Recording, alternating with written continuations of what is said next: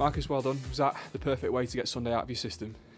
Yeah, it's always important to win the next fixture, and yeah, it's the only way for us to bounce back, and try and continue the momentum that we had before that game.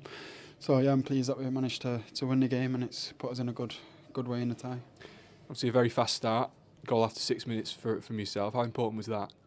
Yeah, we always try and start quick, and a goal always helps that. But yeah, I thought that they defended the box quite well in the first half. Second half, it opened up a little bit more, as expected, with the game being 1-1. But yeah, like I said, I'm pleased that we can win the game and start the tie in the right way. That second half, getting the goals quite quickly after half-time and extending the lead as professionally as you did, I imagine as a team that was quite important. Yeah, definitely. I think we started well in both halves. And yeah, it's always important to try and score the goals, and in the end that's the difference. The last goal for Weghorst, you could see how much it meant to him. Could also see how much it meant to the rest of the team, the way that you guys celebrated with him as well. Yeah, 100%. As a forward, he gets joy from scoring goals. As good as he works hard and does all the other stuff, he wants to score goals. So yeah, everyone's really pleased for him. I'm sure there's been some frank words in the last couple of days after Sunday. Your manager asked before the game that you get your standards back. Do you feel like you did that overall today? Yeah, it's a step back in the right direction. Obviously, we have to just build on this now to gain momentum again, but we can't put too much emphasis on Sunday because it's gone. We can't change it. But yeah, we have to look forward now to the next games. Really well done. Thank you. Thanks, Marcus. Yeah, I think Sunday behind Manchester United now after that humiliating defeat, but it was the story coming into the game. So with that in mind, how important was it for Marcus Rashford to get that early goal, just to get the crowd back on their side here at Old Trafford as well? Yeah, well, look, I think the crowd were brilliant anyway. Considering what happened on Sunday, I thought they were really good and behind them from the start. And they needed a very fast start to try and put this game to bed early. It didn't quite work out that way, but it was a great first goal from Marcus, and I love the pass, the quick thinking from Casemiro. It takes 4 or 5 Bettis players out of it into Bruno, who, funnily enough, was on the right hand side in this. I think he played most of the game centrally. He gets on to the end of a little bit of a mistake from the Bettis defender, and I love the ruthlessness of the finish. There's no way the keeper is saving this. He has absolutely smashed it with a bit of dip on it as well, and there was no way the keeper was saving that. Great finish, wasn't it, Owen? And the players went out there with a point to prove, and scoring so early on in the game just would have settled that as well. Yeah, I mean, they're the 3 stars, aren't they? Casemiro, Bruno and Marcus. They're the ones who stepped up. 6 minutes into the game, that's exactly what you need. And look, Man United top scorers, that to be on that list with some of those absolute Catching giants. You, Paul. 2 behind you. He's after me. He's a centre forward, though. I'll let him off. It's a remarkable record, though, isn't he? Above Cristiano Ronaldo now in terms of European goals in a Manchester United shirt. 26th goal in all competitions this season for Marcus Rashford. What a season he's having. Yeah, fantastic season. We know he's been quiet for a couple of years, really, and he was getting a lot of stick for that. But he's getting stick because we knew what this lad was capable of, and he's starting to show the world now what he is capable of. Yeah, he only got 5 goals in the whole of last year's campaign, already on 26, as we've said. But it didn't all go United's way, despite the fact that they dominated the opening stages of the first half. Real Betis managing to get an equalizer in the first half with their first shot on target as well. Yeah, I mean, United dominated. Probably should have had another goal or 2, really. But actually, when they got an opportunity to get forward, they had quite a few bodies, and this was actually a brilliant finish from Aozi Perez. Whether you want to say it was handball, comes off his arm there, obviously chests it first, but hits his arm and falls into his path. But take nothing away from the finish from Aozi Perez. It was brilliant. They didn't attack much in that first half, but that was a real moment of quality. It feels less important now, that handball decision, Paul, but at the moment in the game, because it was the equaliser and it got Bettis back in it, in terms of explaining why that wasn't given, just to clarify the law, because it's in the build-up to the goal and not by the goal scorer, because it was deemed as an accidental handball because it's come off the chest onto the arm, that is why that wasn't given as a handball. I know you don't like the law, though. Still but that is the handball, law. Scholes. Just here to read the laws out. It's handball. It's not accidental handball for me. He actually meant it, yeah. Look at his arm. Look where his arm goes. Do you think he's done that on purpose? He's almost trying to catch it with one hand. Jules, even if you were playing with your mates, Scholes, you wouldn't you? You'd say, even in a training game in the park, you say, handball. If you watch closely, I think it touched his arm first anyway. It looked arm onto chest and... But these rules are stupid. These laws, the way they're written, it's getting ridiculous, isn't it? Handball's handball, it's handball, it's led to a goal and it should have been disallowed. Well, luckily... The refs in their law book deem it differently. Good finish by Perez, though. Yeah, it was a great finish by Perez. Luckily, that didn't matter too much. But before half-time, my goodness me, did they come close to going in front?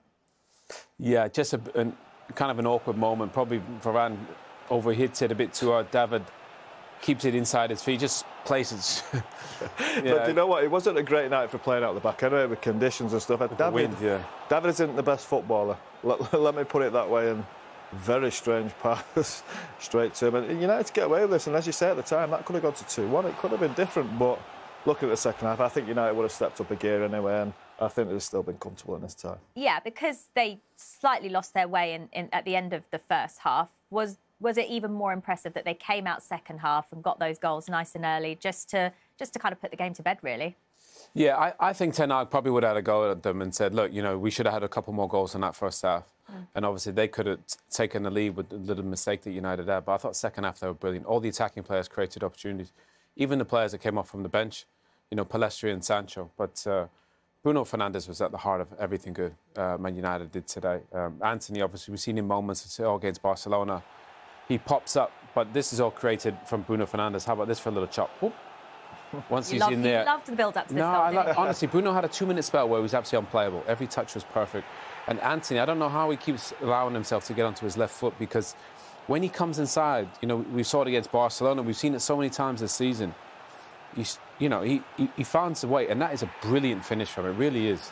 What a goal. It's his trademark goal, Paul. It's what he's very good at, that little cut inside and bends it casually into that top corner. I think as an opposing manager or coach, you'd be frustrated with that because you know how good he is at that. You try and stop it. The left back has to try and do better. And the goalkeeper has to read that because he's brilliant at it, but with all the antics he shows on the pitch, that is one quality he really does have. Well, is it frustrating for Manchester United fans? Because as good as he is on his left foot, he could have had a hat-trick tonight with some of the other chances that he had. Is his decision-making sometimes not right for you? Well, to be fair, I love this one too. I think this is what he's good at, linking there. He's just got to square that. I mean, obviously, he just got a great goal and he probably wants another one and goes for a little dink there. His teammates won't be happy with him. One thing's for sure, Eric Ten Hag wasn't happy with him as well, because that would have killed the game at that point. But just decision-making, he's got to tighten that up a bit. But I think I prefer him more inside the pitch rather than outside. Outside, I think he's as comfortable. And I think when he comes inside and links more, it looks like he creates more and he's more effective, and he probably could have had a hat-trick today. Do you agree with that? Yeah, I agree with that. I think decision-making is something that we'll get. But we have to remember, I think he's only 22 years of age. He's come over to a new country, still getting used to the league and his other players. He definitely should square that, and that's where decision-making, if that comes into a bigger game where it's a tighter game, and things like that become important. 2-1 at that point, and then Bruno Fernandes with a brilliant header, the run as he comes into the box just to get the power on the header for this third goal was absolutely brilliant from Bruno. But this is the way Manchester United wanted to see their captain respond, isn't it? Yeah, a great header, but actually we're going to look at a bit more detail there. You just see, Luke Shaw puts in a great ball. He knows exactly what he wants. Obviously, the two players there are just pinning it, so he gets a little moment there to get a free header. Honestly, it's really good from the United coaches, just to provide this little moment. Whether it's Varane or Marcus or Casemiro or Martinez at that near post, they're just providing a little moment to get the ball into that area. And he was brilliant, Bruno Fernandes, today. Obviously creating, scoring, setting goals up. Honestly, he was the best player on the pitch. Before the game, we talked about the criticism he received after the 7-0 defeat. Saw a lot better of him tonight, didn't we? That's the Bruno we've seen this season. Yeah, it was, and I think a lot of it comes from playing centrally, where he's more comfortable. As I said before the game, he's sacrificed himself a lot, being shoved out to the left, being shoved out to the right.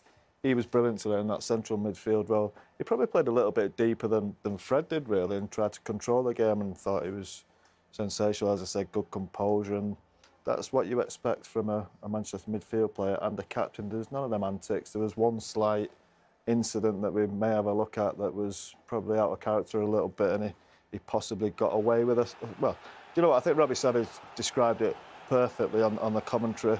It's not often Robbie I was just going to say, which is perfectly right, is it? which is a big surprise to all of us. But look, he does go over the top, and I think Robbie said it's just the side of his boot which catches him, not his studs.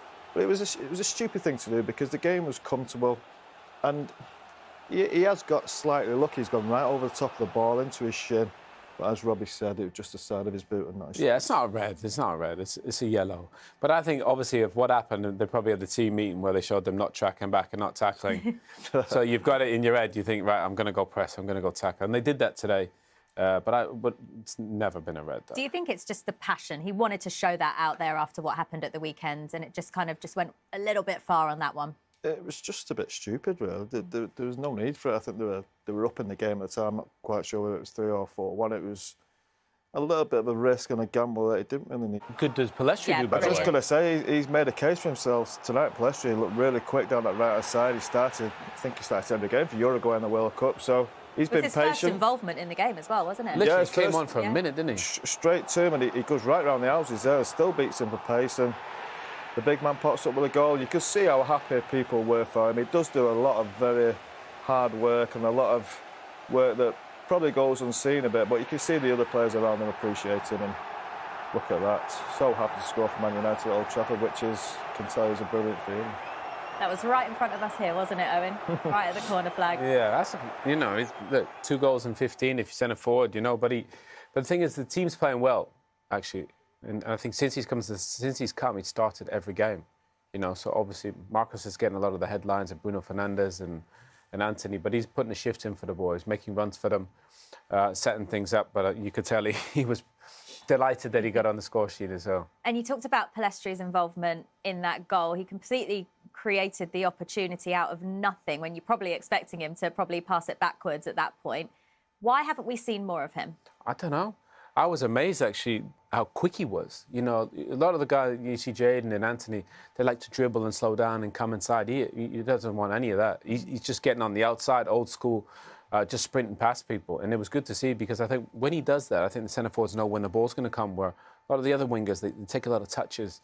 But to be fair, Scholes is right. That was a brilliant cameo. I think United fans would love to see a little bit more of him. And at 4-1 up, going into the second leg, there was no changes coming into tonight, which surprised us all after the 7-0 defeat. Ten Hag has obviously validated his reasons for going with the same team, but being 4-1 up, going out to Seville next week, can you expect changes? Could we maybe see Palestri start? Yeah, I'm sure we could. I just think with Ten Hag, he doesn't seem to make many changes, whatever the situation in games. I think he likes players having rhythm in the game, but you'd have to think with the schedule they've had, the amount of games they've had, these players need a rest now. I thought Luke Shaw sounded like he needed a rest. Casemiro possibly needs a rest. And bring these young players in, give them a little bit of a taste and an experience of European football, and hopefully it'll stand them in good stead for the future.